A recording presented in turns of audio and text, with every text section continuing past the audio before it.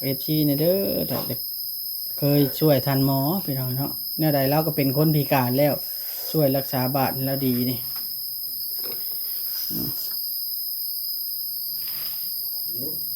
สงสารเลยพี่น้องเอ้ย มันมีไฟมาใกล้ได้ มันพอดี พอไป นะ ให้กระทายเปล่านะอยู่วานมุกขึ้นไปแล้ว อยู่บ้านหมู่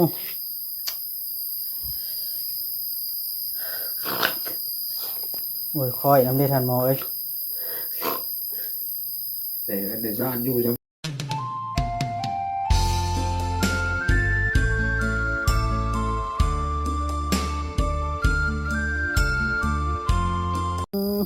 เจ็บบาดว่าทันหมอ เจ็บบาดนะ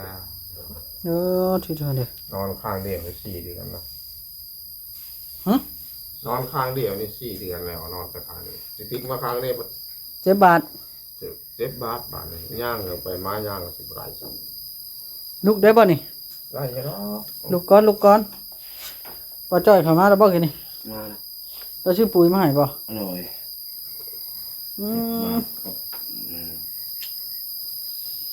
เจ็บบาดบ่ เจ็บบาด อืม มาซื้อน้ำบาด ปุ๋ยชื่อน้ำบาด ยากินเลยกินยาต้านเชื้อนี่ของบดี กินเท่าไหร่ก็บ่ดี บดีบอกว่าหอมซ้ำเก้า จะเป็นอะไรเนาะ เป็นบาดกาย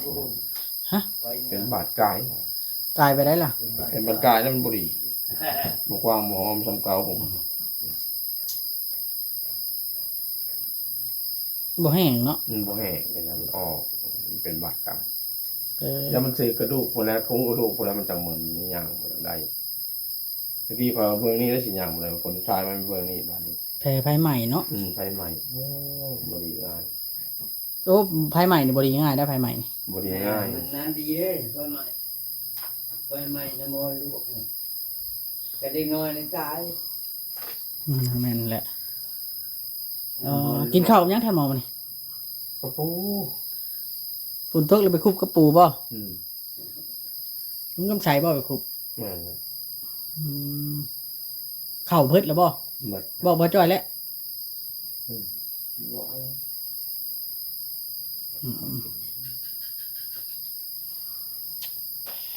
มันบ่แห้งกันไหมมันแห้งก็จะดีไว้อยุมันบ่แห้งเมื่อไรก็อาบน้ำออกแบบนี้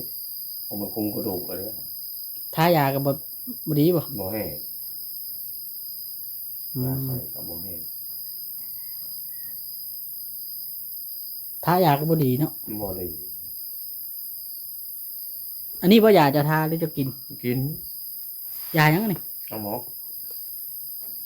โอ้จะกินอะมอกกับอัมปีบ่ อืม ตานเชื่อนะ ทานเสือกิน2 อย่างนี้แต่กินยามันแห้งมันบ่แห้ง กินไก่น่ะ มันบ่เผ็ดไก่ บ้าร อบ่เผ็ดเผ็ดช่างไก่บ่ พิษกินไก่บ่พิษ บ่เผ็ดดอกไก่ บ่พิษบ่กินไก่ กินพิษมันก็คันแล้วเจ็บแล้วนี่บ่เจ็บ มันไผใหม่เนาะ ในไฟใหม่มันมึนนะ แผลไผใหม่แล้วมันเนื้อมันตายแล้ว เนื้อมันตายแล้วก็มานี่เขาว่าทานหมอว่ากันมีแต่ไปห้องหมอเราก็ไม่มีเงินเราไปห้องหมอแล้วไปเขาสิเฮ็ดใหม่เขาสิยิบใหม่แล้วทำแผลใหม่แล้วดีไว้เรานะมันบ่มีเงินจะเป็นอยู่ เดี๋ยวพี่น้องเนาะถ้าท่านใดอยากช่วยท่านหมอ เรื่องไปรักษาพี่น้องให้ชีวิตเรา คือว่าโอ้เลยว่าในสารเนี่ยมันเป็นวันนี้ใส่เนาะ คือว่าสิดีแล้วบ่ดีบ่แห้งเนาะ บ่ดีบ่แห้งว่าสิเบิ่งนี่ได้มันสิปล่อยบ่มันพี่เบิ่งนี่เบิ่งบ่เป็นนี่เป็นไฟใหม่นี่เป็นนานดีมันมึนบ่มันคือย่านบ่ คือย่านบ่ดีเลยเราตายทิ่มบ่ ตายเลยตายปลาเฮือนเลยโอ้ย ตายปลาเฮือน ตายปลาเฮือนเลยนอนก็คือนอน ไผสิได้เฮือนบาดนี่เนาะ 4 เดือน5 เดือนนอนข้างเดียวนอนกับน้ำตาจากไหลได้เลยก็ เป็นอะไร น้ำตาจากไหลจากออก ย่านตาย ย่านตาย ย่านเนี่ยแล้วเนาะ ย่านอะไรย่านตายนะย่านตายป่าเรือนป่าช้าเนี่ยบ่ได้คิดเนี่ยอื่นประเทศไทยแล้วว่าเฮาไปสิอยู่ต้นปานใดสุขภาพมันเป็นบัดนี้คิดแล้วบัดนี้ คือว่าย่านตายแห้งบัดนี้เนาะ ย่านบาทนี่พอดีมันกว้างเขากว้างเขาแล้วมันสิเอาบ่ได้เขามันกว้างเขาสิยิบบ่ได้ โน้ นะ 20 บาทนะบ่ยิบบ่ได้ ยิบบาทยิบบ่ได้แบบสามนี้ยิบได้ยกขอสามนี้เขาสิทำแผลใหม่เขาเรียกเขาสิปาดวงนึงเขาสิยิบใหม่ทำแผลใหม่ทีนี้ อืม มัน2 ทิศสบาย แปลว่าเขาไปปาดออกตัวใดมันเน่านะบ่ แต่อะไรมันเน่าแบบนี้เลยมันตัวมันเน่าแบบนี้เขาจะเฮ็ดแล้วตัวมันเน่าวงเวียนนี่ เขา มันปาดแล้วเขาก็สิยิบเขาก็สิใส่ยา แก่เจ้าล่างกูมึงสวยเลย สิที เขาก็คูดในจีแนวปงใหม่ ว่าจ้อยก็บ่ได้จ้อยได้อเจ้าเดี๋ยวนี้ ฮะ ว่าจ้อยก็บ่ได้จ้อยเนาะ บาทแล้วบุรี หวานบ่ดีน้อยใจนั่นก็นี่ บาทแล้วดีเลย ให้บ่ลังเทื่อ ให้ ให้บ่จ้อยเห็นอยู่บ่กี้นี่ ให้ก็สิว่าให้นี่คือนะครับ ค่อยเนาะ ค่อยบุรีเดี๋ยวเป็นสารพออยู่เขาไปเขาก็จะซื้อถึงส้มน้ำมูเนาะ ถ้า บ้านนี่เป็นบุรี ถ้าสมมุติว่ามี FC ช่วยพี่น้องเนาะ FC ช่วยมาทางเบาหลีสิพาเราไปปู่อะแล้วให้น้ำตาไหลเลยฝาก FC นี่เด้อถ้าเด็กเคยช่วยทันหมอพี่น้องเนาะแนวใดเราก็เป็นคนพิการแล้ว ช่วยรักษาบาดแล้วดีนี่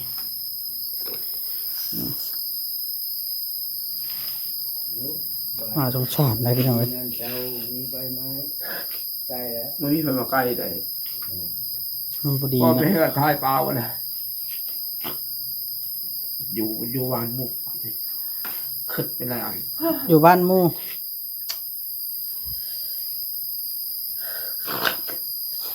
โอ้ยคอยน้ำได้ทันหมอเอ้ย แต่ในชานอยู่ยังมีแล้วบาทเป็นบุรีบาทเดียวว่าจะเป็นตะดิ ย่างได้แล้ว แต่ว่าบาดนี่ที่มันบ่ดีเนาะ มันเจ็บเป็นคอด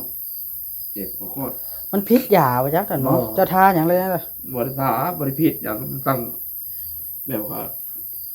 อันนี้มันจะกุงกระดูกนะมันจะกุงกระดูกแล้วมันมึนบาดมึนตัวนี้เป็นจีบ นี่เนาะท่านหมอ ไปใหม่นะมันโลกนานดีนะที มันนั้นดีมันเลิก มันไฟใหม่แบบว่าใหม่เพราะว่าเจ้านอนย่างข้างนี่นอนใหม่ มันโดนก็เกิน4 เดือนเลยลำบากสูง นอนให้บ่กลางคืนนะจ๊ะ ให้นอนเลยนอนไปนี่นอนเลยนอนไปนี่มึนแบกมานี่นอนจริงๆมาในข้างนี้ผมฟิกได้มันถึงบาทเลยนะ อืม ก็ ก็ได้ น้อยใจยันบุรี ย่านตายปลาเฮือนปลาชานผู้ใหญ่เฮ็ดให้ไว้แล้วเนาะ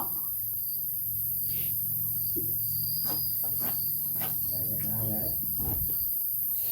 ตายย้อนไอ้เสียชีวิตย้อนได้เขามันเป็นวันนี้ เป็นเชตานอสเนาะ เป็นเชตานอสมันบาดกายบุรีสิปาดกับปาดบ่ได้สิยิบไปยิบบ่ได้มันโดนแน่นะ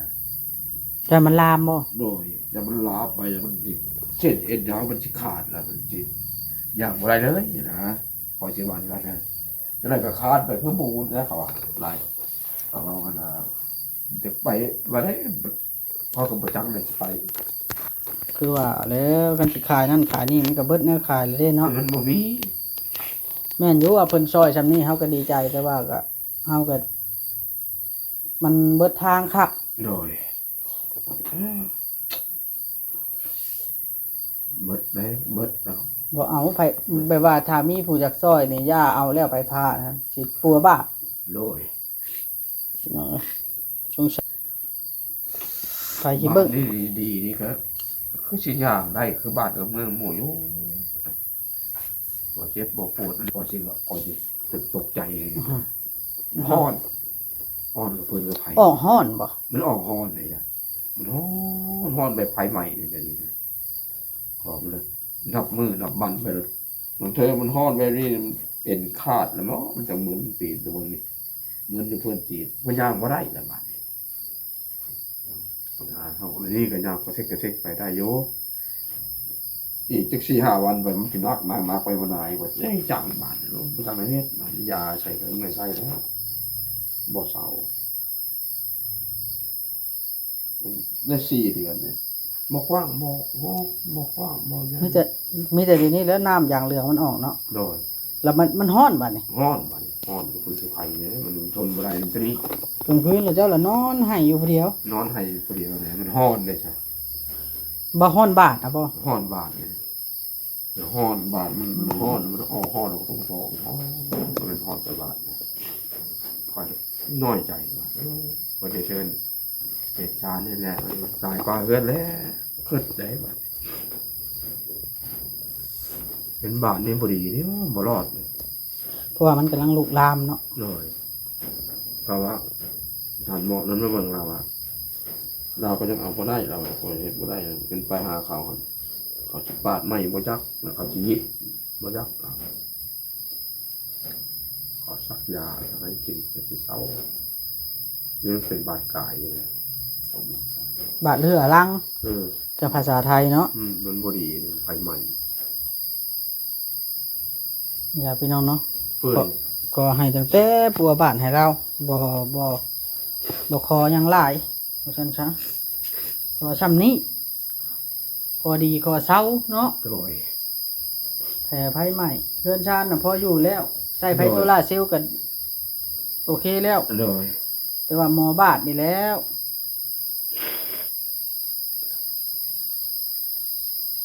บ่มีไปเบิ่งอีกว่าเนี่ยไอ้เนาะบ่มีพ่อเองก็บ่มีบ่คิดบ่นานอันนี้ว่าซับเป็นตัวที่2เนาะ ว่าสิดีแล้วกำลังงานไปเนาะ โดยบางอันมันบ่ได้เจ็บได้ฮ้อนบ่ได้เด้ก็มันบ่ทันได้กว้างอันนี้โปไปแล้วก็สิหอมก่อนไปมากว้างออกไปมาสิขวางคนตัวนี้บ่ก็โซกบ่ดีบ่ได้มันออกบ่ยากตาม มีบาดเดียวนั้นบ่ บาดเดียวนี่ แผลเนี่ยมันเป็นแผลไผไหม้พี่น้องลดล้มบ่มีหยังฮักดอก แต่ว่าค่าแผลไผไหม้นี่นะมันเฮ็ดให้เอ็นเฮายึด แม่นเลย เห็นบ่ ไฟใหม่เนี่ยมันกูดเขามันจังเอาเด้ไฟใหม่เนาะฉันก็บึกเผาคนได้แล้วมันกูดมันจังมันเข่งขัดตัวนี้ ชีนมันฮ้อนมัน มันฮ้อนเลยนะ เดี๋ยวมันนานดี เมื่อกี้มันเจ็บกว่าไหนมันไม่เจ็บได้กว่าสิว่าเด้อแต่ว่าจะพืชตัวได้มาเลยเนาะยกมันฮ้อนหากฮ้อนบาง4-5 วันนี้จะบอกให้มันแห้งมันจังได๋ซื้อยานี่มันกินนี่ยากิน2 เม็ดว่าอยากให้มันเช้าฮ้อนนะยังบ่เช้าฮ้อนบ่ฮ้อนจิตจำไว้เลยว่าฮ้อนเป็นแปลวโอ้มาเฮ็ด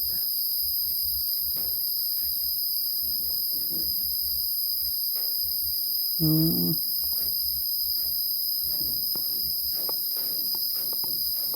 มันฮ้อนแบบมันฮ้อนฮ้อนบ่แม่นอากาศฮ้อนนะมันฮ้อนแบบฮ้อนฮูดๆนะ ฮ้อนโทษๆนะแบบไผ่ฮ้อนแบบไผ่ ว่ามันใหม่คืนเนาะ แต่ละปิดไฟนั่นนะ อืม เป้าก็เป้าไซก็ไซ ลองให้คนมาเป่าหรือบ่ เป้าก็เป้าไซก็ไซยานี่ว่าจะว่าใจหมู่ก็ยังดีวัดตรงนี้มันยันเป็นบาดกายกับว่าไซ ผู้เพิ่นยาอันนั้นเด้ยาอันที่เหนียวดีอันนิ่วนะเพิ่นบ่ได้ว่าอะไรบ่เพิ่นบ่มีบ่ตัวนี้ บ่มียอม แผลเป็นบาดเนาะ แค่เป็นงานยอมเน่ยาพวกเขามาให้ใส่ยามาไทย อันนี้บ่อันนี้ นั่นแหละ อันไทยๆนี้ แสบน่ะบ่เว้าแสบอดหนาวจะดี ทาบ่ ทาย าหยังล่ะเพิ่นว่า ทา แล้วเป็นบาดแล้วตกรถเองแถวนี่ ไผ่ใหม่ ตัวมันหนักกว่าแผลทั่วไปได้ไผใหม่มัน ไผ่ บ่ ใหม่ มันบ่ได้คือแผลทั่วไปได้ แม่นแหละ แผลทั่วไปนี่มันดีง่ายได้ มันดิบเหมือนกันเนาะอันนี้ ชุกมัน เช่นสูบไผ่ใหม่มันก็เปื่อยไปได้ มันงานโป่งงานดี ชุกก็คือมันตายแล้วเนาะ แม่นนะแต่ว่าเอายาเนี่ยมาใส่แสบเนี่ยมาว่าแสบห้องโอยแล้วแสบผมใส่อันนี้จะดีก็ยังคือเก่าบอกว่างบอกห้อง มันดีไว้ บอกว่างบอกห้องซ้ำเก่า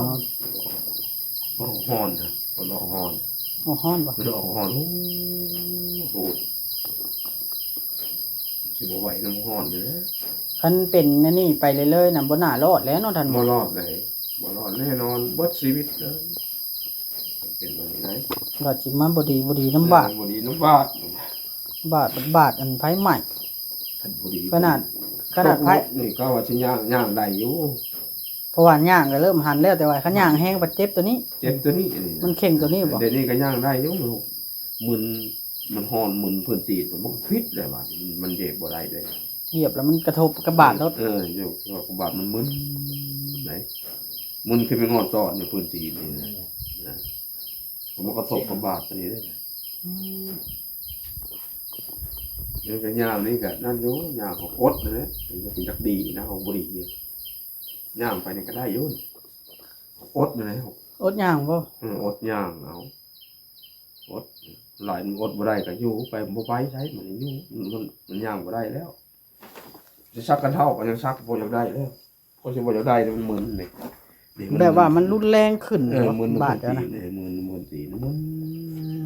แต่บาดเจ้าน่ะมันรุนแรงขึ้น แห้งเลยมันบ่แห้ง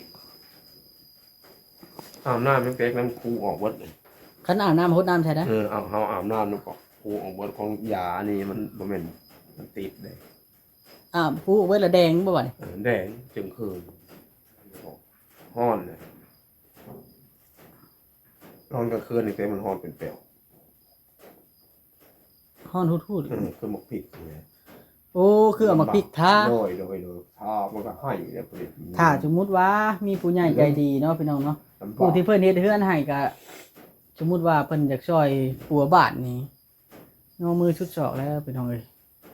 เพิ่นก็ยังเฮ็ดให้ปัวบาทให้ชีวิตทำให้ชีวิตใหม่ถ้าได้ปัวบาทแล้วนี่นักตัวนี้ล่ะ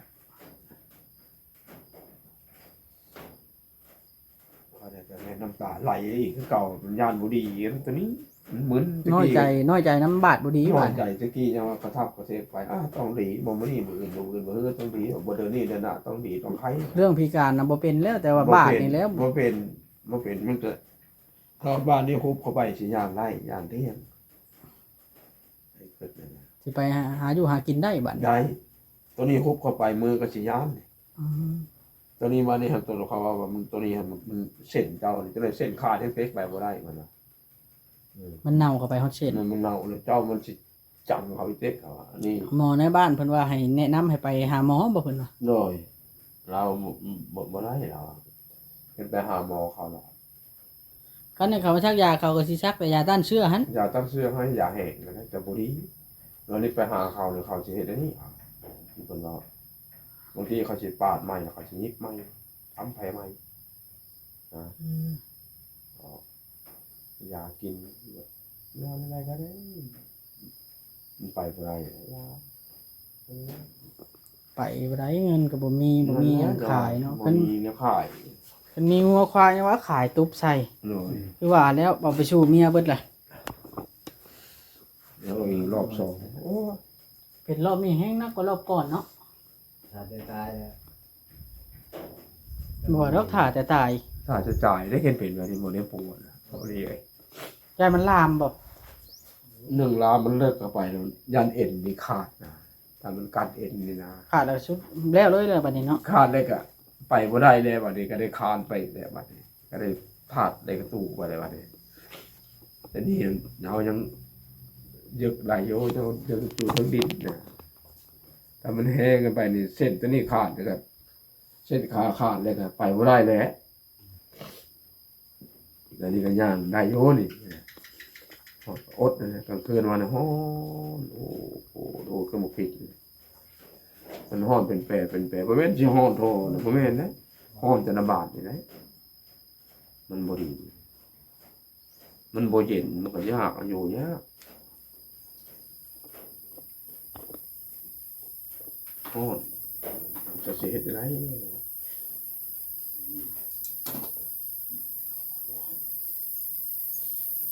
เรียกความเห็ดเลยนอนร้องไห้เบิดคืนเนาะ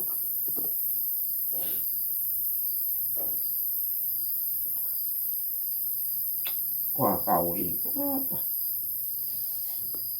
ว่าสิดีแห้งหน้าก้นเก่าพี่น้องเอ้ย อืม เดี๋ยวจักมื้อแล้วเจ้าเริ่มเจ็บนี่ 5 วันเลยดิ มันกำเริบนี่5 วันแล้วเนาะ 5 วันเลย เหมือนเจ้าท่ายามันพิษบ่จ้า บ่ตั้งมันกลับก็ได้ตั้งมันกลับไปโน่น เหมือนมันเกิดนั่นแล้วบ่ มันบ่เศร้าเลยได้ มันเกิดพิษเกิดอักเสบแล้ว เกิดวิกเสพ เนาะ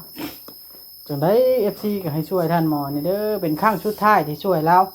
ขอเป็นครั้งสุดท้ายช่วยปัวบาดให้เราบ่แม่นดอกแนวอื่นก็ได้บ่ได้ขอหยังหลายเนาะพี่น้องถ้าเราได้ปัวบาดดีเราคือสิยังได้ไปเป็นหากินเองได้ โดย เอาซั่นซะม บาดแล้ว เอาพี่น้องเนาะจังใดก็อยู่ดีไม่แห้งฝากท่านหมอเนี่ยเด้อพี่น้องเนาะแนวใดแล้วก็อ้ายพี่น้องไปอีตนเนาะ